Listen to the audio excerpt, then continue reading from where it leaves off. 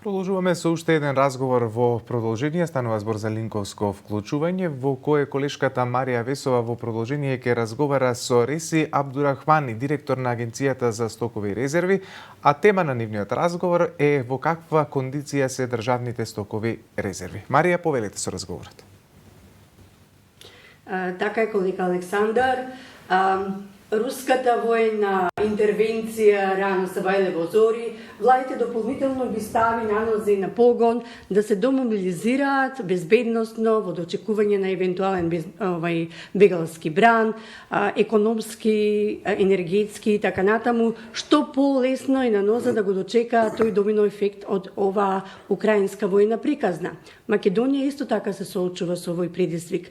Бидејќи во услови на војна состојба, на кризи, на големо нарушување на пазарот, до израз во државата доаѓа Агенцијата за државни стокови резерви. Затоа и го прашувам првиот човек на оваа агенција. Во каква кондиција се стоковите резерви во државата? Добар ден, како прво до вас и вашите гледачи.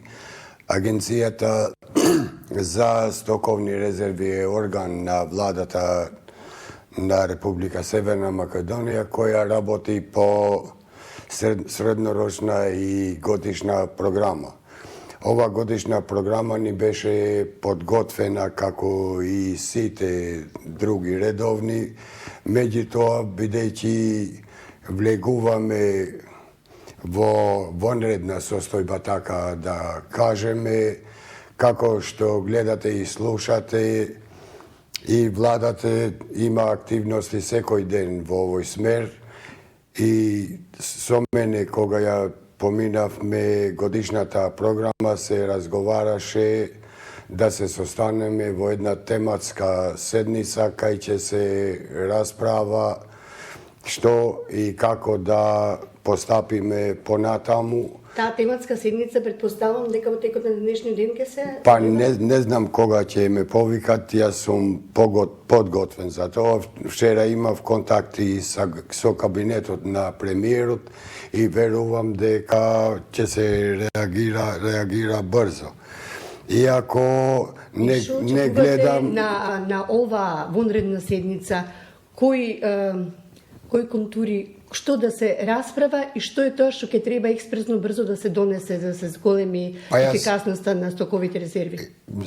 Кога збориме за ефикасноста, ние сме се докажале дека сме ефикасни, затоа што кога беа поплавите во Босна и Хрватска, ние стоката за 24 часа стигна таму. Ефикасни сме тука уште повеќе, меѓутоа мораме да имаме предвид ако кризата трае подолго, ние за подолг период треба да се подготвуваме, што значи не треба да се брза, не зависи од денови или часови, меѓутоа на тромесечен план треба да се направи. Има ли причина за вознемиреност на граѓаните, бидејќи стоковите резерви по природа се од производи од исклучително значење за населението во Македонија? Нема место за загрижување на граѓаните, а тука треба да играте улога и вие како новинари да пласирате реалноста, да не се шири безпотребна паника, како што се ширеше прошлата година и трчаа кога се појавуваше вирусот, трчаа по дуќани, по магазини да се снабдеват за подолг период. Нема потреба воопшто за паника.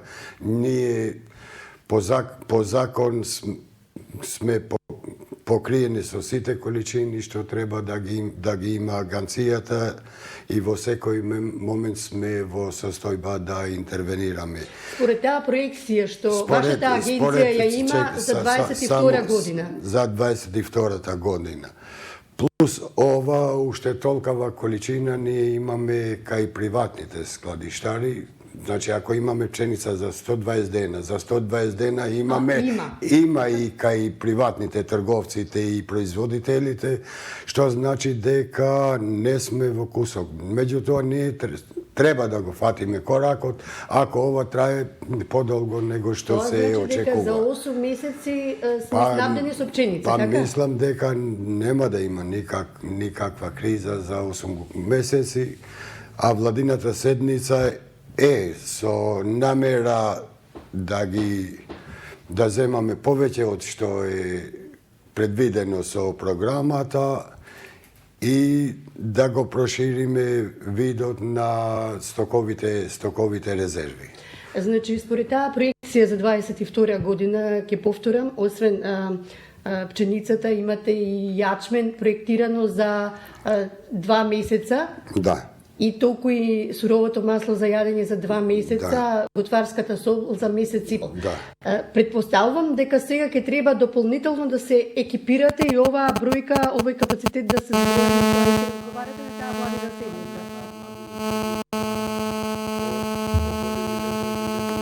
Никогаш и затоа мислам дека ќе се иде на тоа.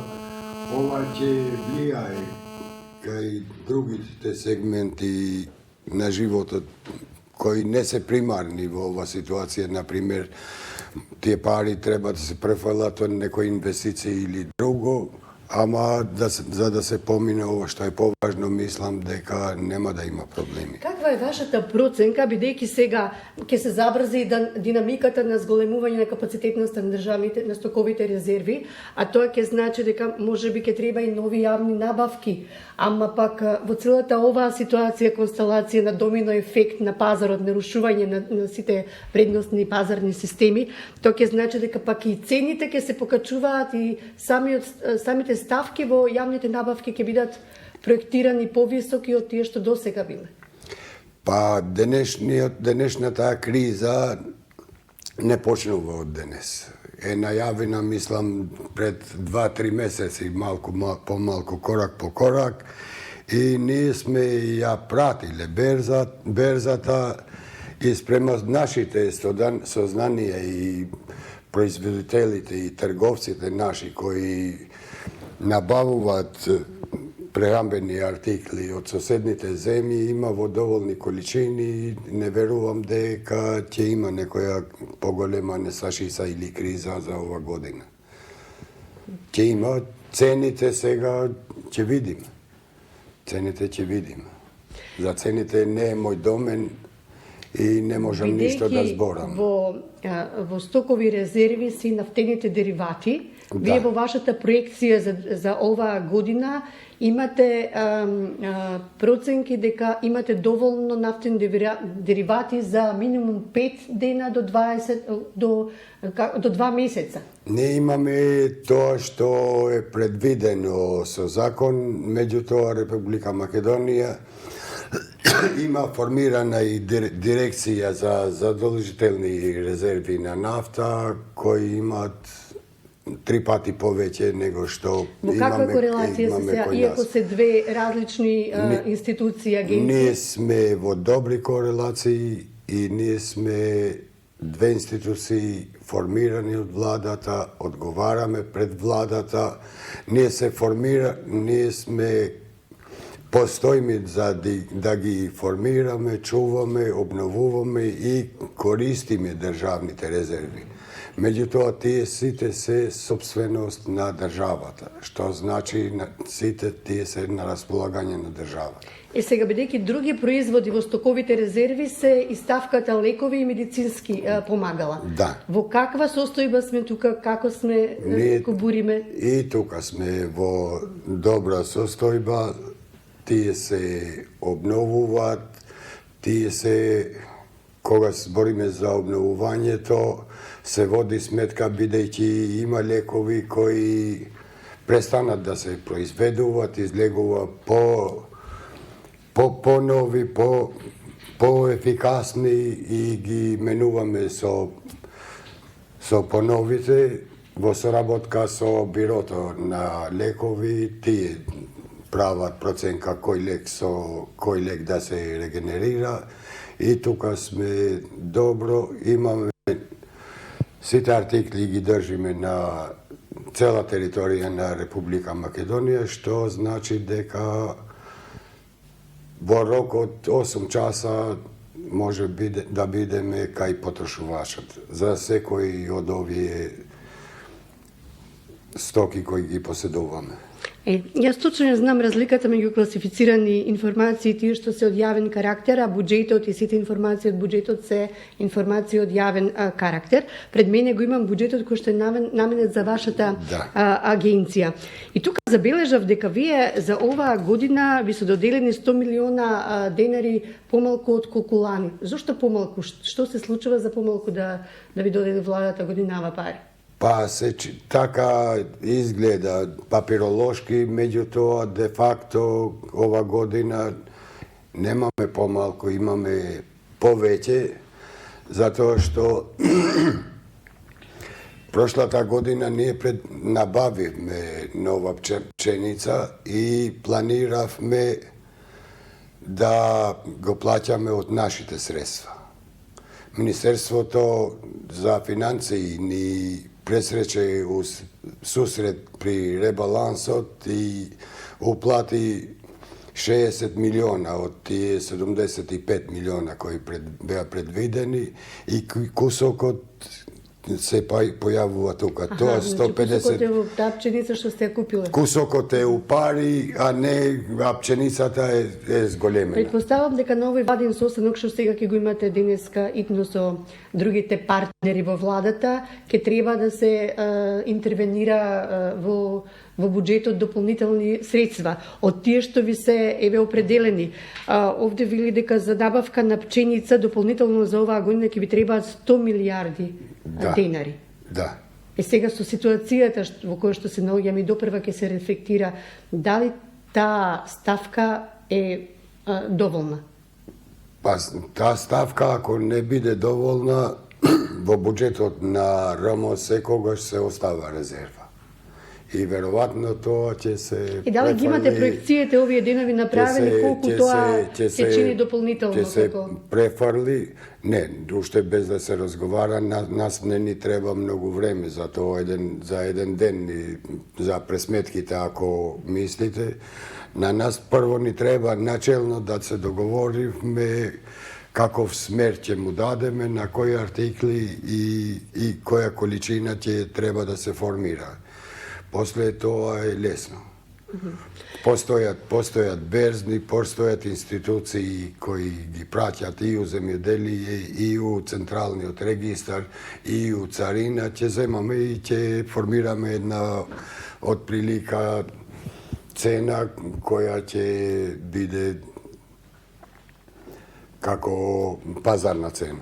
Сега, многу е важно целиот контингент на стокови резерви постојано да се апдейтува и да се следи неговиот квалитет.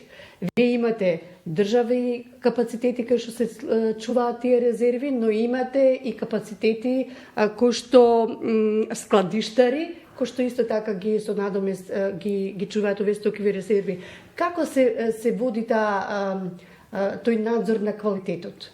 Па надзор за да бидеме сигурни дека стоката што ќе имаме како резервна ќе биде употреблива. Ќе биде и квалитетна. Јасно. Сега кај приватните складиштари за квалитетот и за квантитетот одговарат сами тие. Не им правиме 3 пати годишно редовна контрола, имаме и вонредни контроли кои се за квалитетот и квантитетот на стоките кои ги чуват и до сега за колку време сум јас тука, само 2 пати сум имал проблеми со тоа, што значи дека 95% се придржуваат кон договореното. Што се однесува кај државните институции, што се чува, исто се прави контрола, се прави анализи. Има анализи за прерамбените артикли, има анализи од ова за храна и Агенцијата за храна и ветеринарство, тие се на располагање. Има и у земјоделие. За овие другите стоки има метрологија, прави контроли на нафтата и нафтените деривати, за лековите прават контроли здравствените институции. Затоа бидете сигурни дека е со висок квалитет. Тоа е многу важно Стоките да на се стоковите смири резерви. тензијата кај граѓаните, особено тоа што еве денеска од утрово се случаи Ако збориме за пченицата, пченицата не е прва категорија која е за бурек и кифли, ама е за леп најдобрата класа. За да не останеме со празни стомаци. Ма то, не е трета, четврта, него втора. Добро, се враќаме повторно таму кај што почнавме, Украина.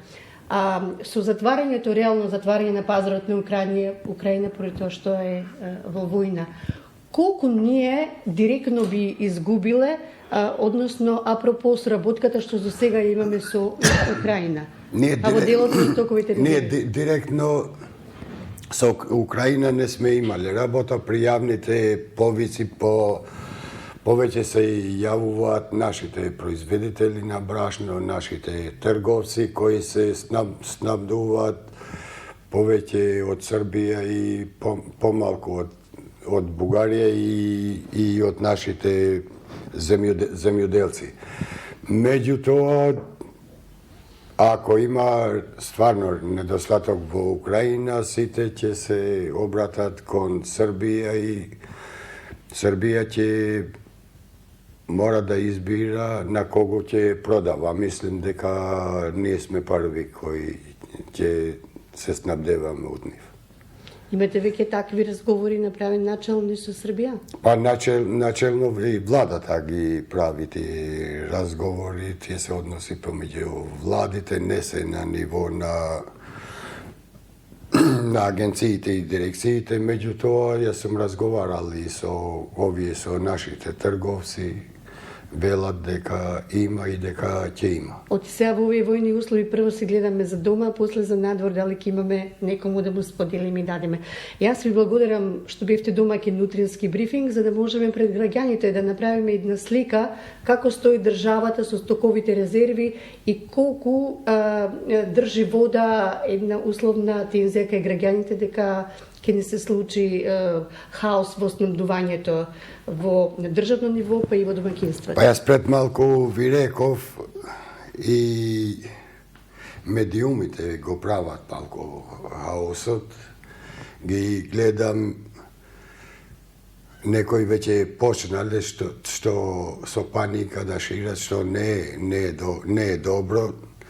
Би спомнав за паниката кога се појави коронавирусот.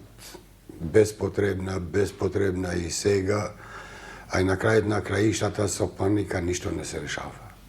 Па и тоа веста дека нема место за паника, тоа ги успокојува граѓаните, а ние почитувани гледачи и слушатели нема, место за паника нема, а со паника ништо не се решава. Така е. Се селиме од Агенцијата за стокови резерви повторно во нашето студио Утрински брифинг.